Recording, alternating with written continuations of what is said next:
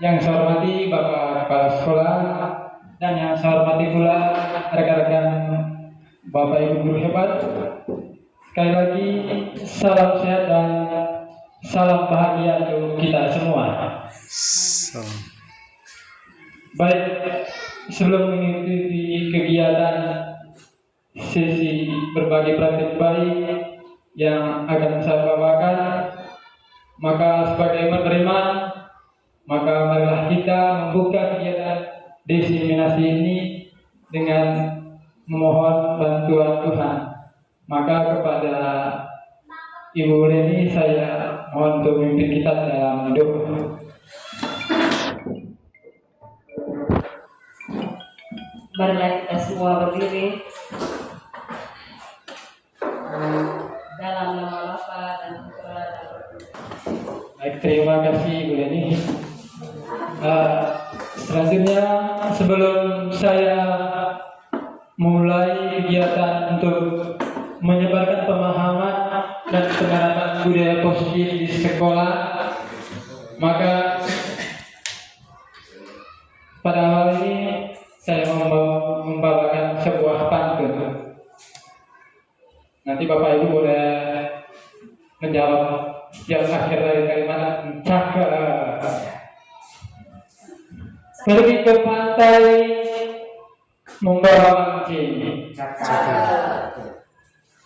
Mancing dipakai untuk menangkap ikan.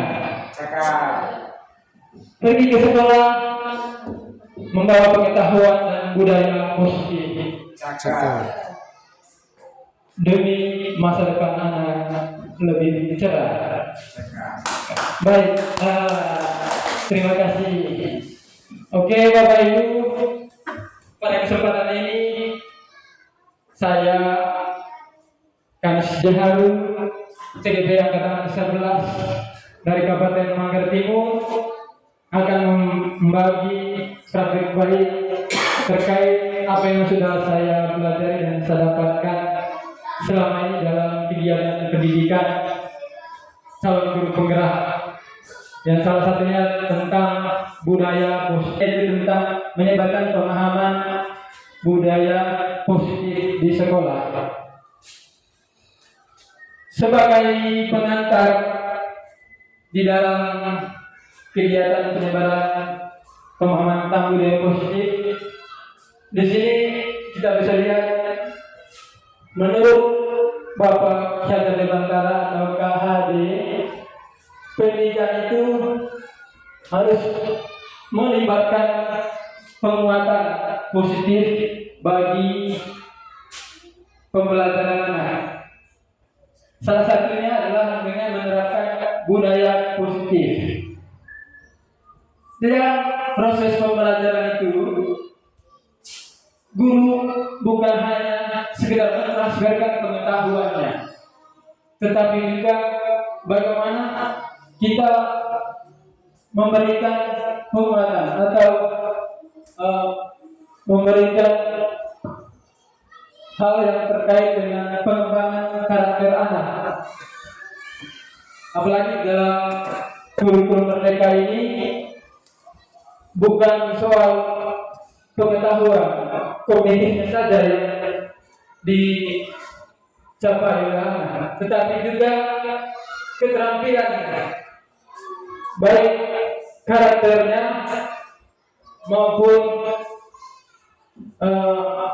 pengembangan kepribadian. Pada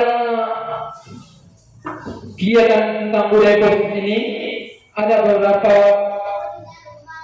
materi penting yang akan kita bahas atau yang akan saya bagikan kepada Bapak Ibu sekalian. Yang pertama itu tentang perubahan paradigma belajar. Lalu yang kedua, nilai-nilai kebajikan. Dan yang ketiga itu tentang motivasi perilaku manusia. Dan yang keempat itu tentang keyakinan kelas. 5. Disiplin positif. 6. Kebutuhan dasar manusia.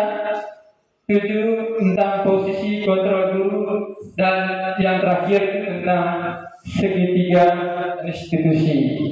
Mungkin yang terakhir ini Bapak Ibu mungkin hal baru, apa itu segitiga restitusi. Nanti saya akan membagikannya. Baik, Bapak Ibu, yang pertama itu tentang pembelajaran dengan paradigma. Itu pembelajaran yang sekarang itu lagi tren di kurikulum Merdeka. Sehingga para peserta itu belajar sesuai dengan kebutuhannya. Itu berdasarkan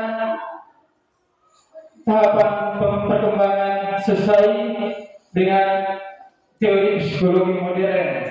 Merdeka sekarang kita terapkan di sekolah kita.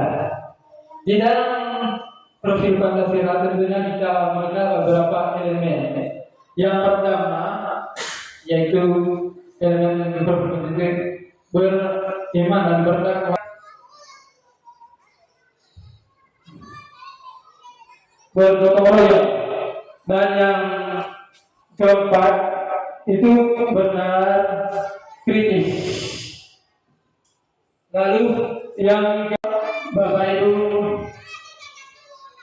di dalam itu tidak bisa mengontrol murid sendiri yang mengontrol dirinya sendiri.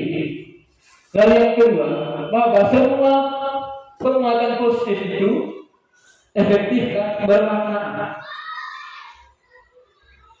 Di dalam teori kontrol itu, orang melakukan sesuatu perbuatan pasti punya tujuannya. Lalu yang berikutnya itu bahwa kita sering berpikir kritik dan membuat kesalahan itu membuat orang itu untuk menguatkan karakternya. Padahal itu belum tentu. Lalu yang terakhir, sering kita berilusi bahwa orang dewasa itu berhak untuk memaksa. Mungkin selama ini di dalam proses kita sebagai guru dalam mendidik anak di kelas, kita sering memaksa guru, memaksa murid. Padahal dalam konsep teori kontrol itu memaksa murid supaya mengikuti apa yang kita pikirkan adalah suatu konsep yang keliru. Maka yang berikutnya ini kita belajar bagaimana mengubah paradigma dari stimulus respon ke teori kontrol. Kalau sebelumnya di dalam proses pembelajaran itu kita sering menggunakan prinsip stimulus respon kepada anak-anak, sekarang mari kita ubah dari konsep pendekatan stimulus respon ke pendekatan teori kontrol di dalam proses mendidik dan mengajarkan anak-anak di kelas. Ini ada beberapa contoh dalam konsep stimulus respon dan seperti apa di dalam teori kontrol. Yang pertama itu kita bisa melihat di stimulus respon itu realitas kebutuhan kita sama. Namun pada kenyataannya di teori kontrol itu bahwa realitas kebutuhan kita itu berbeda. Saya contoh, kebutuhan saya dengan Bapak Ben tidak mungkin sama. Begitu juga dengan anak-anak. Di dalam pembelajaran itu setiap anak itu pasti punya kebutuhannya masing-masing. Antara anak yang satu dengan anak yang lain. Lalu yang kedua adalah teori stimulus respon. Itu semua orang melihat hal yang sama. Ketika guru memberikan sesuatu, pasti anak-anak itu punya pilihan yang berbeda atau punya pendapat yang berbeda tentang sesuatu hal.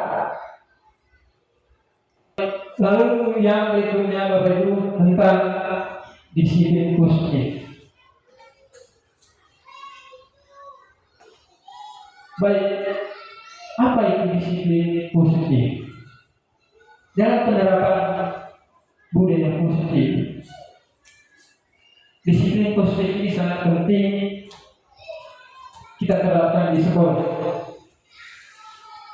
Yang pertama ketahui apa disiplin? Disiplin itu berasal dari bahasa Latin, yaitu disiplina, yang artinya belajar. Belajar atau disiplin itu mengacu pada disiplin diri yang dimiliki oleh anak. Kemudian dia bertanggung jawab terhadap apa yang dilakukannya berdasarkan nilai-nilai yang diyakininya, bukan nilai-nilai yang orang lain yakini. Yang disiplin positif itu merupakan salah satu cara penerapan disiplin yang bertujuan untuk menumbuhkan kesadaran kita dalam memberdayakan peserta didik tanpa imbalan atau penghargaan secara atau dalam bentuk aturan atau hukuman. Itu disiplin positif. Disiplin positif ini lebih kepada bagaimana kita menciptakan suatu budaya positif kepada anak, karena ada motivasi intrinsiknya, bukan karena motivasi ekstrinsik yang keluar atau yang dilakukan anak. Anak melakukan sesuatu itu karena ingin mendapatkan penghargaan atau imbalan, atau anak melakukan sesuatu karena takut dihukum. Tapi yang kita terapkan di sini adalah disiplin positifnya. Bagaimana anak itu berbuat sesuatu karena motivasi dirinya sendiri. Lalu sebagai pendidik, tujuan kita adalah menciptakan peserta didik yang memiliki disiplin diri, sehingga mereka berperilaku mengacu kepada nilai-nilai kebajikan universal yang memiliki motivasi intrinsik, bukan ekstrinsik. Kebajikan yang bisa kita lihat. Yang pertama itu dalam profil pada Pancasila kita mengenal nilai-nilai kebajikan itu berakhlak mulia, beriman dan bertakwa, kemudian berkebinekaan global, lalu gotong royong, kemudian mandiri dan berpikir kritis. Sedangkan nilai-nilai kebajikan universal yang berkaitan dengan keterampilan hidupnya itu yaitu dapat dipercaya, lurus hati, pendengar yang aktif, tidak merendahkan orang lain, dan memberikan yang terbaik bagi dirinya. Itu contoh-contoh nilai kebajikan di dalam sebuah institusi atau organisasi. Yang pertama yang profil Pancasila tadi sudah kita ingat di awal itu terkait dengan beriman dan bertakwa, dan gotong royong, berkebinekaan global, mandiri. Itu semua adalah nilai kebajikan universal. Lalu selanjutnya pada materi tentang budaya positif ini kita belajar tentang kebutuhan dasar manusia. Apa itu kebutuhan dasar manusia? Kebutuhan dasar manusia adalah segala sesuatu yang kita lakukan untuk mendapatkan apa yang kita inginkan.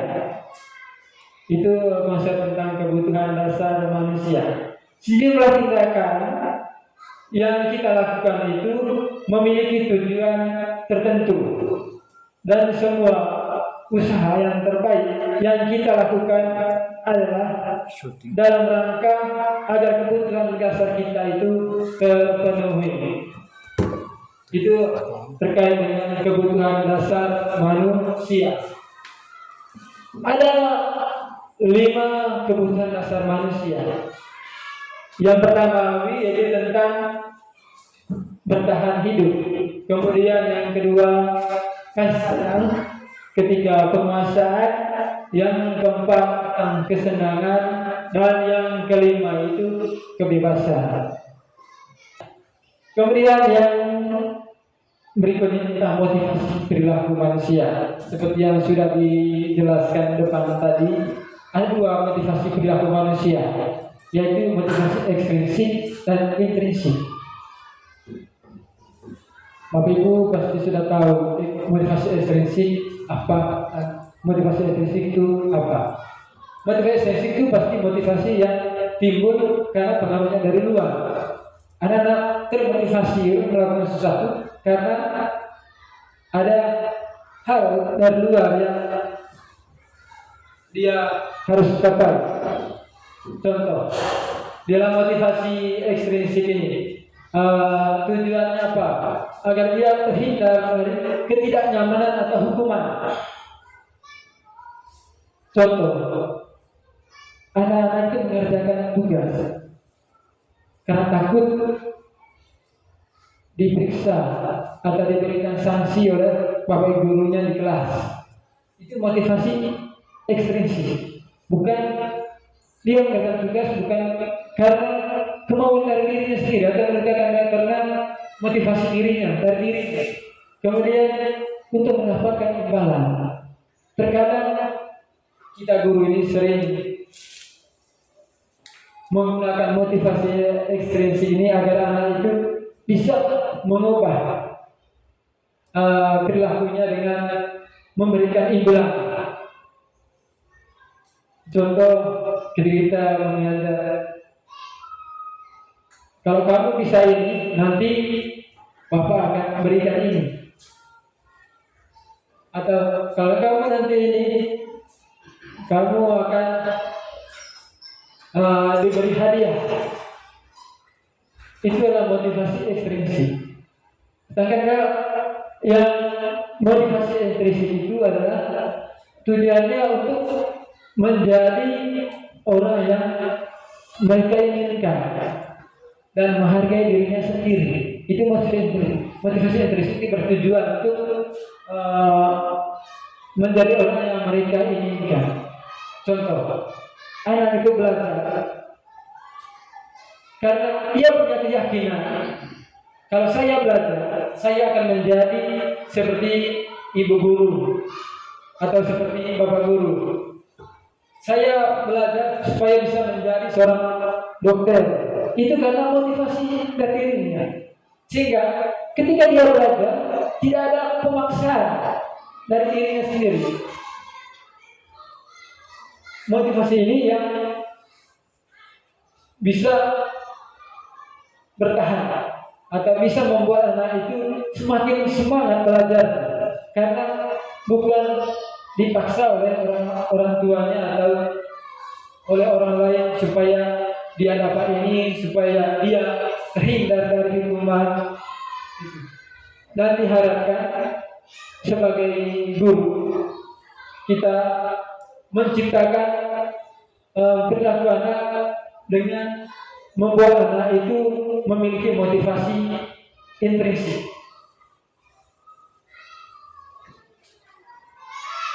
Ada beberapa bentuk motivasi ekstrinsik di sini.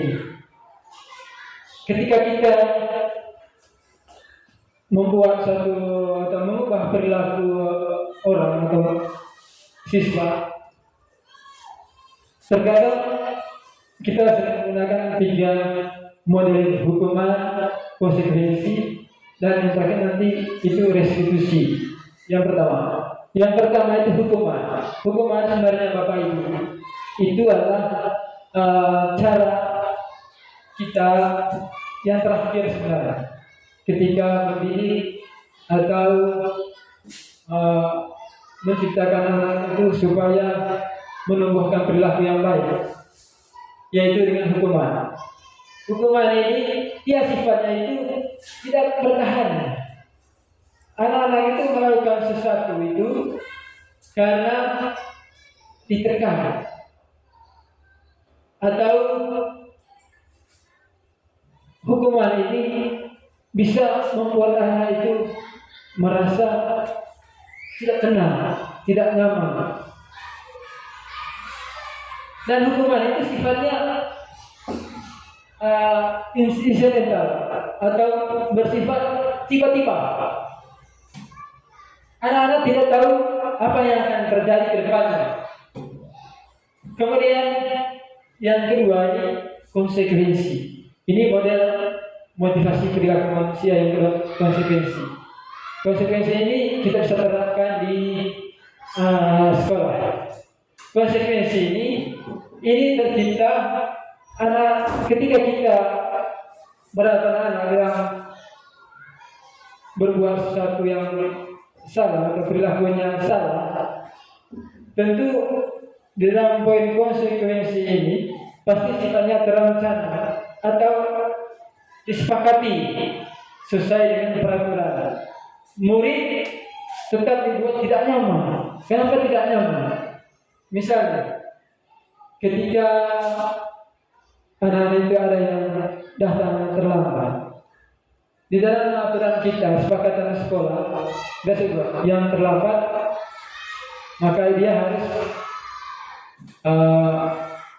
diskor, tidak boleh masuk ke kelas.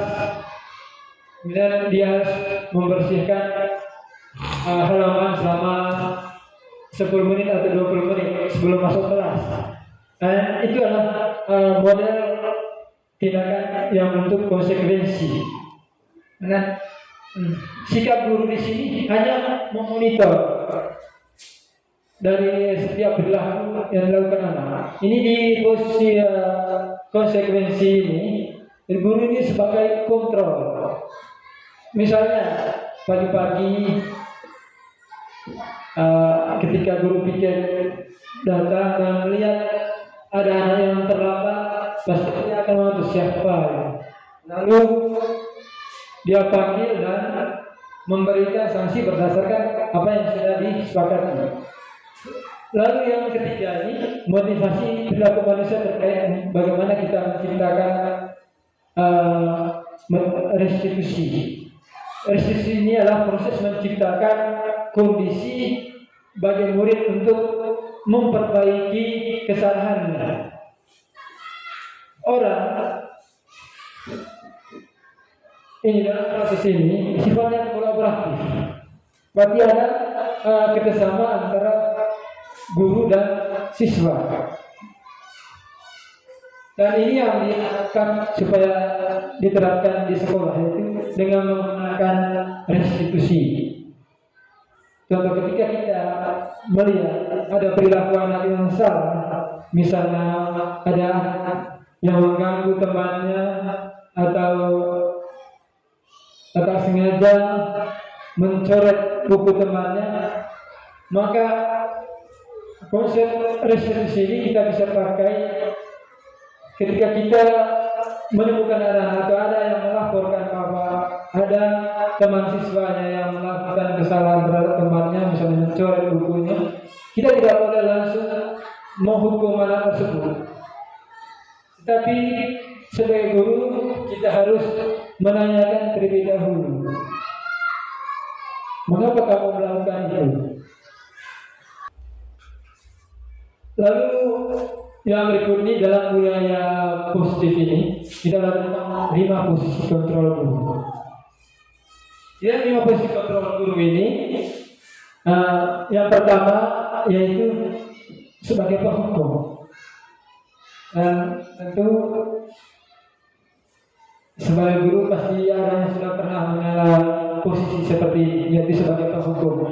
Kemudian yang kedua yaitu membuat rasa bersalah.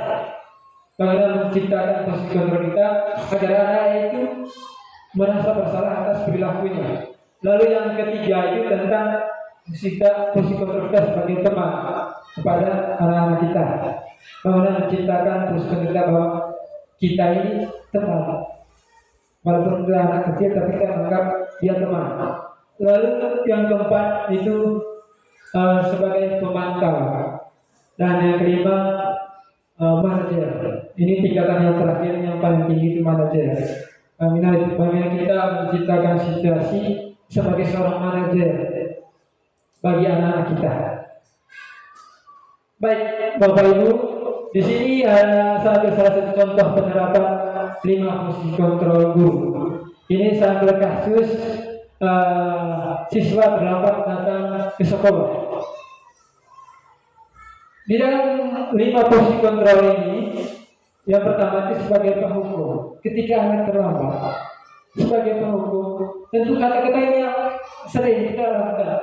Misalnya, ketika anak-anak melanggar perilaku tadi, terlambat sekolah, sini berlutut di depan tiang bendera sampai 1 jam. Itulah posisi, kalau posisi guru itu sebagai penghukum. Berarti dia menyuruh anak untuk melakukan sesuatu dan membuat anak itu terganggu dia punya pikiran psikisnya. Kalau kita menerapkan posisi kontrol sebagai penghukum. Lalu yang kedua, posisi kontrol kita sebagai guru itu membuat rasa bersalah. Bagaimana kalimat-kalimat yang bisa kita pakai di dalam konsep ini, pembuat rasa bersalah. Ini satu contoh. Kalau berhadapan dengan anak yang datang terlambat tadi ke sekolah, berapa kali bapak bilang jangan terlambat lagi, atau kamu selalu mengecewakan bapaknya. Itu contoh-contoh membuat supaya anak itu merasa bersalah dengan kesalahannya. Lalu yang ketiga, kita posisi sebagai teman. Kalimat-kalimat yang bisa kita pakai kalau posisi kita sebagai teman untuk anak. Ini ada satu contoh propaganda. Ayo dong, ikuti aturan sekolah ya, jangan terlambat lagi. Ini kata-kata ajakan supaya anak itu jangan terlambat dan sekolah kalau kita berfungsi sebagai teman. Dan yang keempat itu pemantau. Ini biasa kata-kata yang bisa kita gunakan dalam posisi sebagai pemantau. Itu kamu sudah melanggar peraturan. Setelah kamu tahu konsekuensi apa yang harus kamu dapat. Dalam posisi sebagai pemantau ini, tentu anak-anak itu akan tahu jika dia terlambat datang ke sekolah, pasti dia tahu konsekuensi atau hukuman yang akan dia terima itu apa. Misalnya kata sekolah bersih halaman sebelum masuk kelas. Ini model posisi kontrol sebagai pemantau. Lalu yang terakhir ini posisi kontrol sebagai manajer. Dalam posisi kontrol sebagai manajer ini adalah kalimat yang bisa kita pakai dan diharapkan posisi kontrol sebagai manajer ini kita terapkan untuk anak-anak kita. Karena posisi kontrol ini sangat bagus.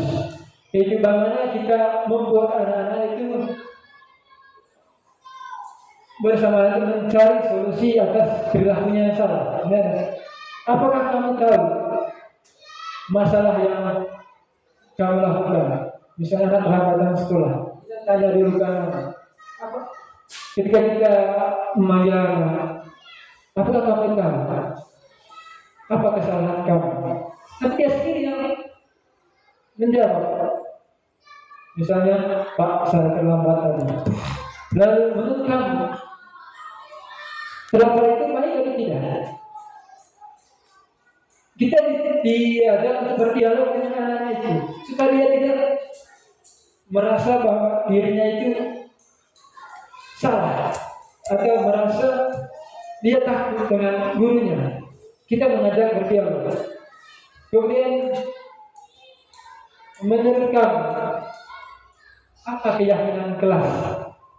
Keyakinan kelas atau kesepakatan kelas atau sekolah yang sudah kita sepakati? Kita tanya dia, menurut kamu apa kesepakatan kelas yang sudah kita sepakati, atau kesepakatan sekolah yang sudah kita sepakati kalau terlambat datang ke sekolah? Kemudian yang berikut, ketika kita tanya itu apa kesepakatan, menurut kamu bagaimana caranya supaya kamu jangan datang terlambat lagi? Dengan cara-cara ini, maka anak berusaha untuk mencari solusinya sendiri, bukan kita yang memberikan solusinya. Sehingga dia berusaha mencari sendiri solusinya. Misalnya, kalau kita tanya, kenapa kamu terlambat datang ke sekolah? Karena tadi malam Pak saya bergadang, saya nonton TV terlalu larut malam. Nah, ketika dia memberikan alasannya, maka kita berusaha untuk mencari solusi bersama dengan hal itu. Kalau begitu, supaya kamu jangan terlambat lagi, apa yang harus kamu lakukan ke depannya? Berarti kita minta supaya tadi saya menjawab karena saya telah masuk sekolah itu karena terlalu lama, larut malam. Maka kedepannya ketika ada perilaku yang salah seperti, maka kedepannya dia harus mengurangi menonton sampai larut malam. Atau bila di rumah jam, maka buat jamaah yang berdiri, maka buat alarm supaya dia jangan terlambat bangunnya. Ini adalah bentuk dialog restitusi sebagai manajer. Ajakannya sebagai teman. Ayo dong, kayak ini ajakan kita berposisi sebagai teman bagi anak. Ayo dong.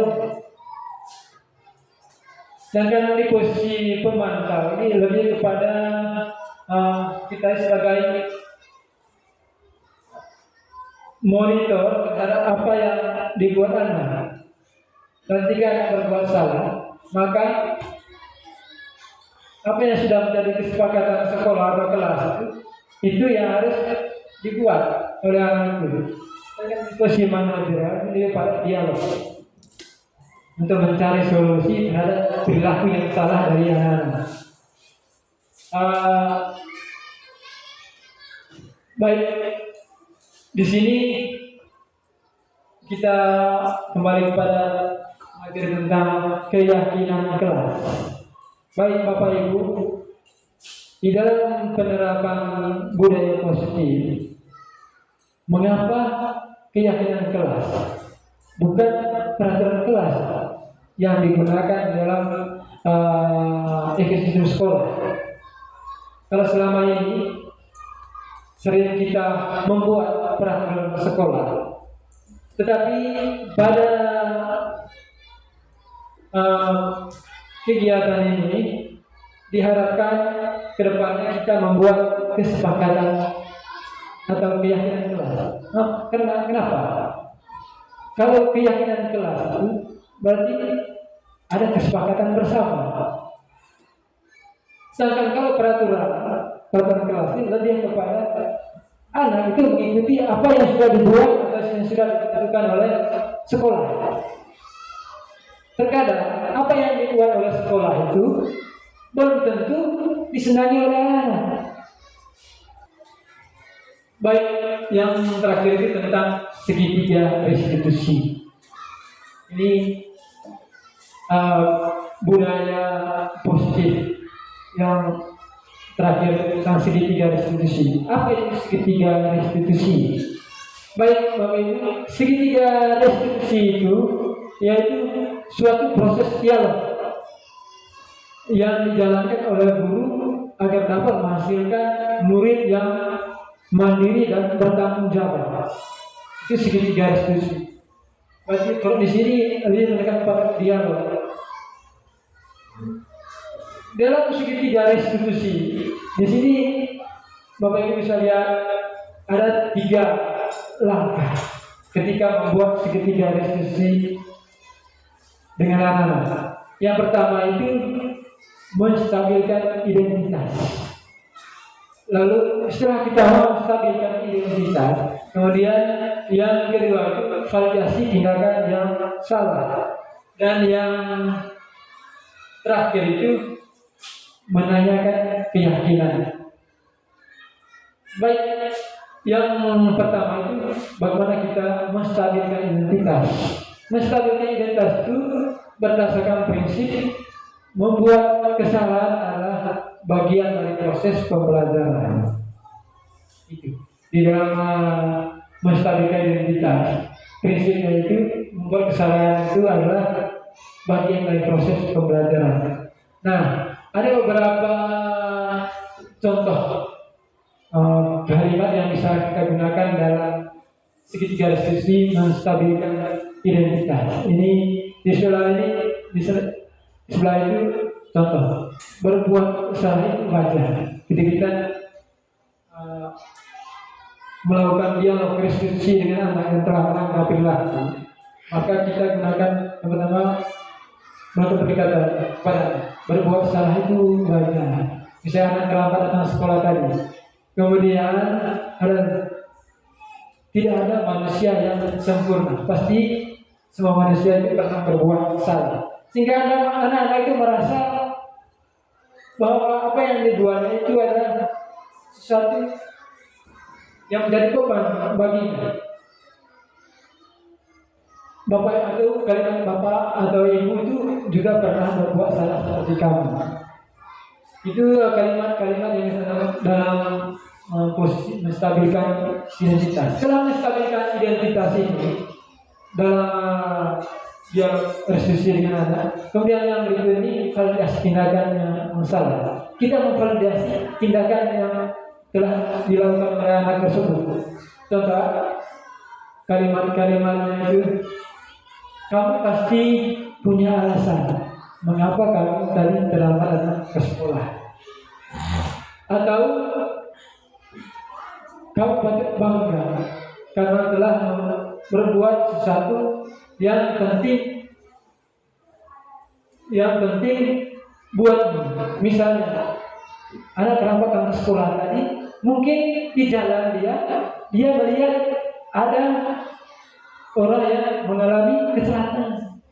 Bagi dia, ketika dia membantu orang walaupun dia itu sedang harus datang ke sekolah tepat waktu, karena ada sesuatu yang harus dia bantu dan membuat dia bangga bisa membantu orang lain. Itu mungkin bagian dari validasi tindakan yang salah. Lalu setelah kita memvalidasi tindakannya, yang terakhir itu menanyakan keyakinan. Dalam prinsip menanyakan keyakinan itu berdasarkan prinsip teori bahwa pada dasarnya kita itu termenasi secara intrinsik saja. Dalam keyakinan ini, menanyakan keyakinan, maka yang dibutuhkan adalah motivasi ekstrinsiknya. Ada beberapa kalimat yang bisa kita pakai ketika menanyakan keyakinan itu. Setelah anak melakukan kesalahan tadi, lalu kita validasi tindakannya, kemudian ketika menanyakan keyakinan, nanti ada beberapa kalimat yang bisa kita pakai. Apa keyakinan kelas yang sudah kita sepakati? Nanti anak itu karena kita sudah membuat kesepakatan kelas, itu datang tepat waktu misalnya, maka dia apa keyakinan kelas yang sudah disepakati? Seperti apa gambaran sekolah ideal menurut kamu? Atau menanyakan keyakinan itu bisa juga menggunakan kalimat seperti ini. Misalnya anak yang terlambat datang ke sekolah dalam hal menanyakan keyakinan itu. Setelah apa keyakinan kelas kita, misalnya anak itu yang datang tepat waktu. Lalu kita tanya, Kalau kamu tidak datang ke sekolah itu, menurut kamu itu baik atau tidak baik, atau penting atau tidak?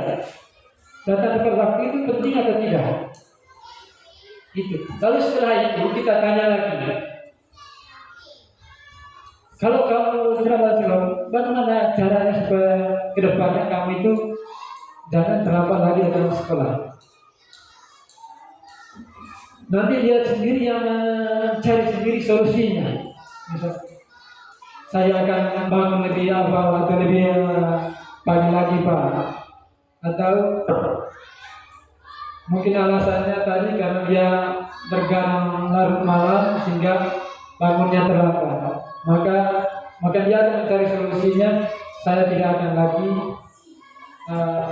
menonton TV sampai larut malam. Nah, setelah dia mencari solusinya, maka tumbuhlah motivasi intrinsiknya sehingga ke depannya dia tidak mengulangi kesalahan yang sama lagi. Itu 3 langkah dalam membuat segitiga restitusi. Tadi ya sudah saya jelaskan tentang segitiga restitusi ini adalah suatu persediaan bagaimana kita menciptakan suatu kolaborasi kerjasama antara guru dan murid agar dia sadar akan perilakunya yang salah dan mencari sendiri solusinya. Baik Bapak Ibu, sebagai akhir dari kegiatan ini berbagi praktik baik sebagai berikut tentang penerapan budaya positif di sekolah. Itu dalam penerapan program disiplin positif hendaknya itu memiliki standar kepribadian. Kita sebagai guru harus memiliki standar kepribadian, kemudian profesional dan sosial yang baik. Kita tidak bisa menerapkan budaya positif kepada anak-anak kalau kita sendiri sebagai guru tidak memiliki standar kepribadian. Standar kepribadian apa di sini? Jadi kepribadian yang baik sehingga bisa menjadi teladan bagi anak-anak kita. Kemudian profesional dan sosial, hubungan sosial kita, sehingga apa yang kita sampaikan, apa yang kita berikan kepada anak itu, karena dia itu termotivasi karena kita sebagai guru juga memberikan contoh yang baik kepada anak-anak. Itu tadi materi saya terkait menyebarkan pemahaman penerapan budaya positif di sekolah. Baik Bapak Ibu, semoga apa yang saya bagikan kepada Bapak Ibu sekalian bisa bermanfaat dan juga Bapak Ibu bisa mengaplikasikannya di kelas Bapak Ibu agar tujuan kita yaitu menciptakan murid yang memiliki karakter yang baik, bukan hanya pengetahuan saja, tetapi menciptakan murid yang memiliki budaya positif, memiliki karakter yang baik. Itu akan membawa perubahan bagi masa depan mereka, karena masa depan bangsa ini ada di tangan anak-anak kita. Ketika kita salah mendidik anak-anak, salah menuntun anak-anak, maka generasi depan bangsa kita akan hancur. Karena itu marilah kita sebagai guru berusaha untuk membawa budaya positif ini kepada anak-anak. Sekian dan Terima kasih.